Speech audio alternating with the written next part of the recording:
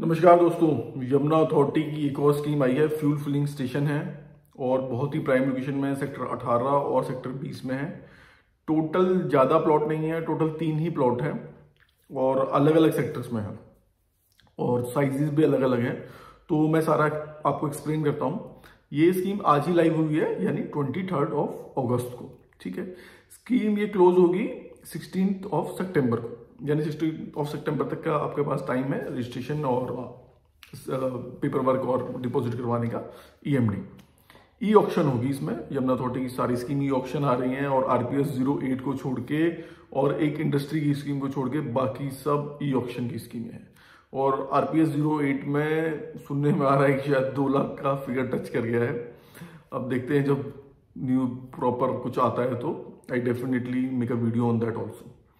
और जो इसमें प्रोसेसिंग फीस रहने वाली है वो 1 लाख प्लस GST रहने वाली है फ्यूल फिलिंग स्टेशन के लिए। इसके कहना अब जो ये भी स्कीम जितनी भी आ रही है इसमें नेटवर्थ, सॉल्वेंसी और टर्नओवर का पिछले average of last 3 year turnover का इसमें ना इन सब में क्राइटेरिया डाल दिया है यमुना अथॉरिटी ने, ताकि इन्वेस्टर घुस ना पाए और जो भी लोग हैं जिनका ऑलरेडी काम चल रहा है वही लोग आके अपना प्लांट लगाएं और उनके पास इतना कैपिटल होना चाहिए, इतनी नेटवर्थ होनी चाहिए, उनकी मतलब लिक्विडिटी इतनी होनी चाहिए कि वो जब हम उनको लैंड हैंड ओवर करें तो वो अपना काम वहां पे स्टार्ट कर सके।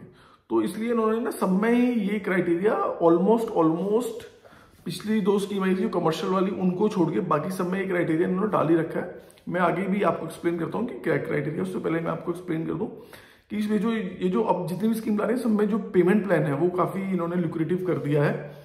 तो EMD जो देनी है हमें, EMD इनिशियली 10% जो EMD जाती है।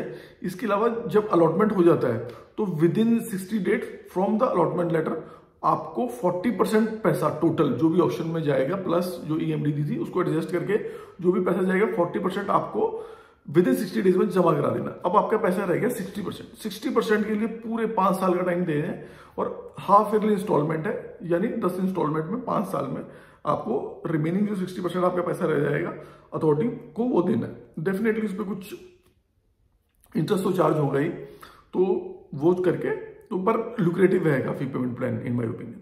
इसमें जो एलिजिबल क्राइटेरिया की जो हम बात कर रहे थे, सबसे पहला इसमें आ जाता है नेटवर्थ। तो उसमें नेटवर्थ चाहिए 9 करोड़ रुपए की, इसमें नेटवर्थ चाहिए। उसके बाद सॉल्वेंसी उसकी आधी चाहिए होती है, सॉल्वेंसी बैंक देता है। और जिन लोगों को भी ब्रोशर चाहिए और जो कोई फॉर्म भरवाना चाहते हैं तो नीचे दिए हुए नंबर पे हमसे कनेक्ट कर सकते हैं। ब्रोशर के लिए आप मेरे को फ्यूल फिलिंग स्टेशन या पेट्रोल पंप ब्रोशर लेके भेज दें, मैं आपको भेज दूंगा ब्रोशर। और इसके बाद टर्नओवर के क्राइटेरिया, टर्नओवर मांगी गई है पिछले 3 साल की एवरेज 15 करोड़ रुपए की इन्होंने टर्नओवर मांगी हुई है। उसके बाद इसमें FAR जो आता है, अब ये 3 तरीके के इसमें प्लॉट है।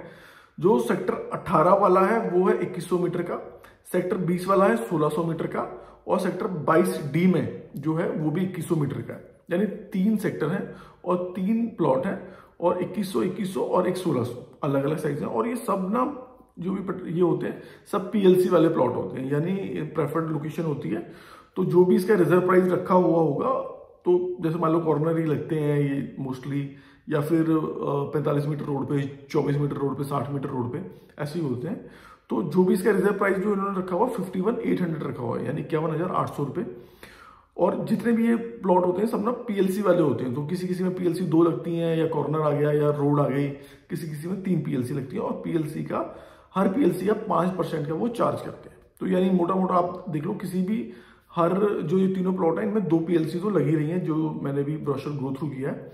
तो सब में PLC लगी हुई है, PLC सब में लग रही है। और मैं आपको परमिसेबल FAR बता दूं, हाइट बता दूं और ग्राउंड कवरेज है क्या है। तो जो इन्होंने परमिसेबल FAR दिया गया है वो है 0.5%, यानी आधा ऑफ जो भी आपका लैंड एरिया है। इसके बाद जो हमारी ग्राउंड कवरेज है वो आप 30% तक इसको ग्राउंड में कवर कर सकते हो। और मैक्सिमम हाइट है, यानी जो हाइट जिन पे हमारे पिलर खड़े होते हैं वो है 15 मीटर की। तो ये, और कोई आपको इसमें डाउट हो तो आप कमेंट सेक्शन में मेंशन कर दें। और किसी को ब्रोशर चाहिए तो आप ब्रोशर पेट्रोल पंप लिख के मेरे को भेज सकते हैं। धन्यवाद।